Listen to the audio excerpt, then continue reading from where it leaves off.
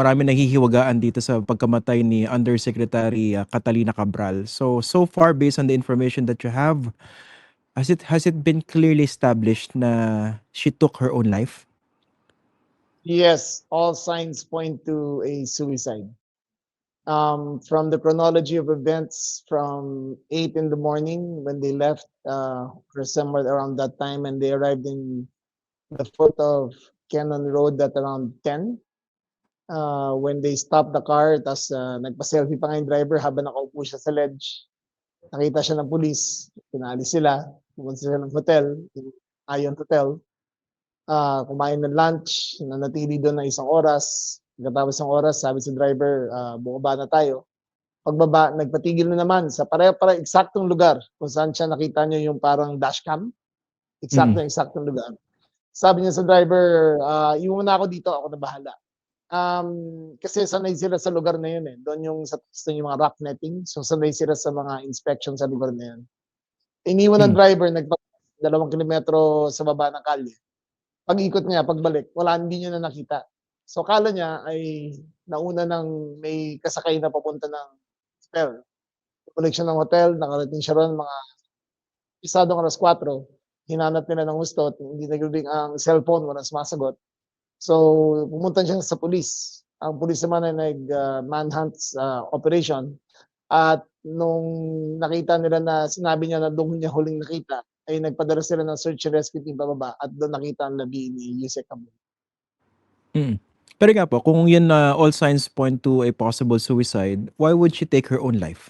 Anong basa po ninyo? I think she could live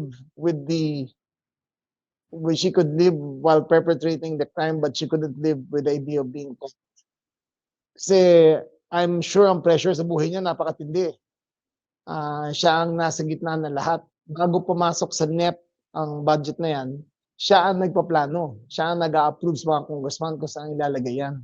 Siya ang kausap nila sa Aldico kung saan ilalagay yan. Ilalagay niya sa NEP yan, sa planning. Ipo-forward niya sa DBM, saka po-forward sa presidente. As far as the budget of DPWH is concerned, sa kanya ang final say kung saan ilalagay ang certain projects. May na-establish na po ba kayo information na kung sino po yung mga posibleng ng pressure sa kanya which drove her to what you said, suicide? We don't have access to her computer, or her cell phone is now being forensically examined. Pero I can imagine it came from all fronts. And I think sa loob niya rin, sa loob niya ay nahihirapan rin siya. So hindi naman ako pwedeng manghula kung sino nagpa-pressure sa kanya. Wala akong direktong Opo. Pero may nakwento po ba yung pamilya kunwari? Kasi siguro naman nagkikwento siya. Teka, may natatanggap akong ganito. Walang ganon? Parang kung bago umalis sa Quezon City, masaya pa naman. On the way to Baguio, kinukwento niya sa driver niya, tutulungan niya siyang ng bahay. So they were all cheerful. Kaya nga nung umupo siya sa ledge, selfie pa yung driver, parang tuwa siya, nagkakahe siya. Tapos biglaan na lang nangyari yung ganun. Okay. Pero I suppose pag natapos po yung digital forensics ng kanyang mga gadgets, including the cellphone, meron mga indicators dyan, di ba? Kung sino yung nagpe-pressure sa kanya, baka may nananakot. I hope so. Pero kasi kung meron man, ang usual recourse ng mga ganyan pupunta sa witness protection. Tulad sila Secretary Bernardo, Cantra. They were willingly participating in the process, tapos pupunta sila sa witness protection. Doon ay may seguridad sila. In her case, wala siyang hiningi Wala siyang hininging protection sa PNP, wala siyang hininging protection sa ibang man tao. Parang she just went about her normal way of life. Parang wala nangyari. Was there an indication that prior to this, medyo she was open to cooperating with authorities? Not that I know. Not according to the Ombudsman or to the Department of Justice. Wala siyang communications. As far as I know, directly nasabi niya willing to cooperate siya. Okay. Kasi ito po, no? So, medyo, yun ang sinasabi nyo, all signs point to a possible suicide. Pero syempre, logically, given the important function that she performed sa DPWH, maraming mga gustong mawala siya, 'di ba? Yung mga pwede niyang isabit. So Oo. kaya nandun po yung Pero thinking na baka may gustong pumatay sa kanya. ayun ang unang pumasok sa utak ko. Kaya galit na galit ako sa police nung nabanggal nila ang police operations on the scene of the crime. Given the magnitude kung sino siya, anong ginagawa niya, araw-araw nasa balita siya. Pagdating ng chief of police doon, they treated it just like an ordinary suicide. Wala silang forensic Medyo naghang yata si ano. photographs, they didn't have a grid search, wala silang ginawang markings from the top to the bottom. Wala, hindi na rin tinignan kung saan kung anong bato tumama, kung ano ang ando doon. So by the time they got to examine it, it was 24 hours later, tapos na yun. Wala ka ng Mm. contaminated na yung crime scene. Kaya na-relieve yung chief of police ng Tuba at administered relief yung provincial director ng Benguet. Nevertheless, talagang nagpunong braso kami para sa ano niya, para sa autopsy.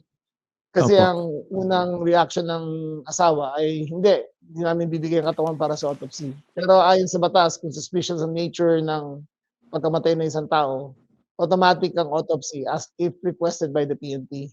Ginabi ni Chief Natis ang kanyang Okay. May kapangyarihan. mga tanong din po ano kasi ganito, may lumabas na video before na tinanong siya ano yung fear niya, sabi niya heights. So takot siya sa heights. How can that be reconciled with the idea that she jumped to her death kung takot siya sa heights? Kung nakita niyo ng 8 o'clock ng umaga o 10 o'clock ng umaga, umupo na siya sa ledge na yun eh. Kitang-kita niya na Hmm. kung ano-ano doon. Pero at that time, from that vantage point, kita mo yung ilalim. Pero siya nakangiti lang. Naka-cross legs pa. That means there's a certain sense of relaxation. So I think kung may fear of heights siya, and she put herself in that situation, I think deep down in her mind, she had decided already course of action. Opo. How about yung possibility na baka tinulak siya? Wala rin kaming makitang gano'n.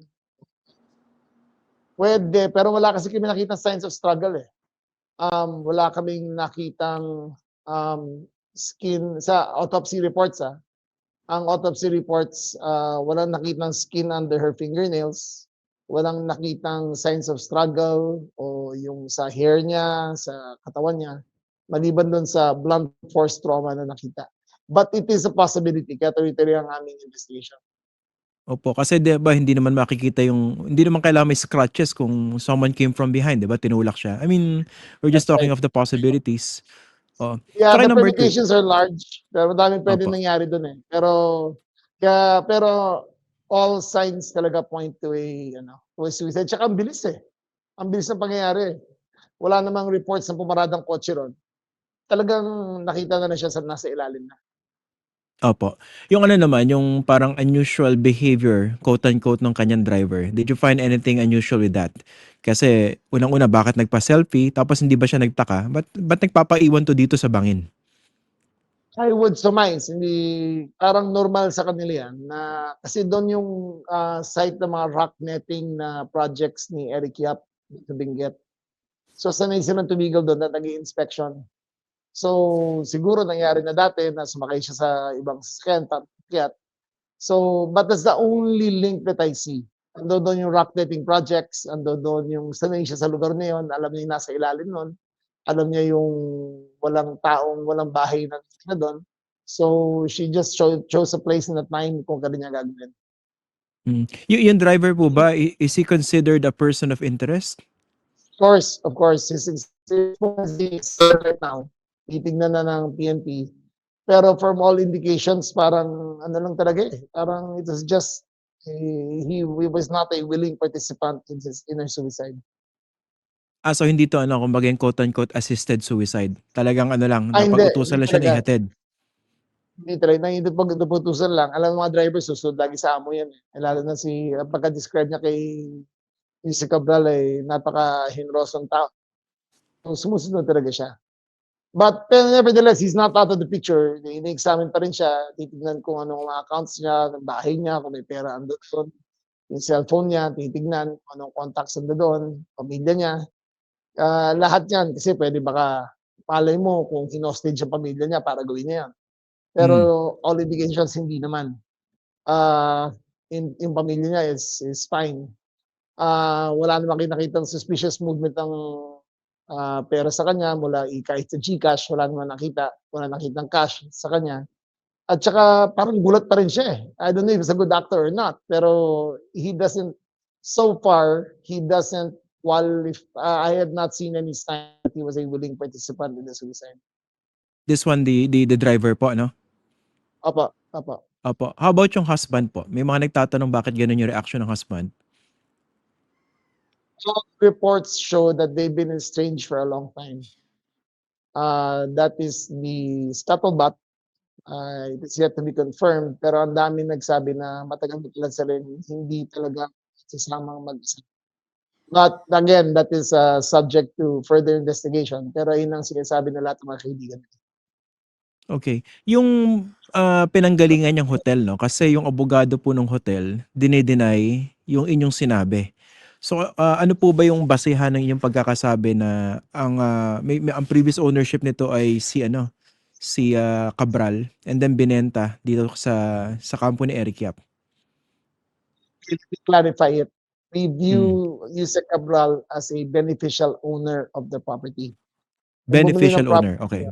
ang bumili ng property na yun ay isang kapwa niyang engineer na very, very good friend niya raw. All indications are, kasi that property cost more than 600 million pesos. It's a 200-room hotel na dating Holiday Inn. So, wala sa kapasidad ng bumili. Wala kami nakitang bank loan, money transfer, or capacity to pay ng ganun kalaki para bilihin ng cash yung hotel na yun. So, we view him as a beneficial owner. At ang pinagbentahan niya ay tilang isa rin barkada ni Congressman Eric Yap. So, in the eyes of the law, we consider them as beneficial owners kasi walang kakayahan na bumili ng dalawang partidong yan, eh. Hindi normal sa kanilang mga transaction yan. So, it leads us to believe that the beneficial owner was really Yusek Cabral. Okay. So yung kaibigan ni Yusek Cabral, yung bumili ng hotel, 600 million Yes, cash, tama? Okay, kailan po niya parang binili? gano'n. Somewhere around there, yes. Kailan po Kasi binili yung hotel? 200 room hotel yan, eh. Holiday Inn ng management group dati, I don't have exact records, pero Holiday Inn ng management group niya dati. Okay. Pero what led you to believe na ang beneficial owner initially was Yusek Cabral? Kahit na kaibigan niya yung bumili. Kasi baka naman meron ding ibang kaibigan yan, hindi po ba? Pero ang kanilang relations ay very special. Ayun ang nakita namin. What do you mean special? Can you elaborate on that? Was it romantic? Well, let's leave it the word as special. The very special friendship, and it was the open secret na magkaibigan na matalik yung dalawa. So, Nakausap niyo na po ba yung tinignan kaibigan? Hindi pa, nag-deny lang siya sa media na wala daw siyang kinalaman doon. Wala daw silang relasyon, dito sila nagkakilala lang sila. Pero that flies contrary to the stories of the people closest to them. Okay. Pero yung pera, meron po ba kin-establish na link na pwede nanggaling yung pera kay Yusek Cabral na pinambili nung hotel? Hinahanap pa namin yan. We will know in due time. Ini-examine mo namin, magkakaroon kasi ng forensic analysis ang lahat ng accounts ni Yusek Cabral, eh. So makikita natin doon.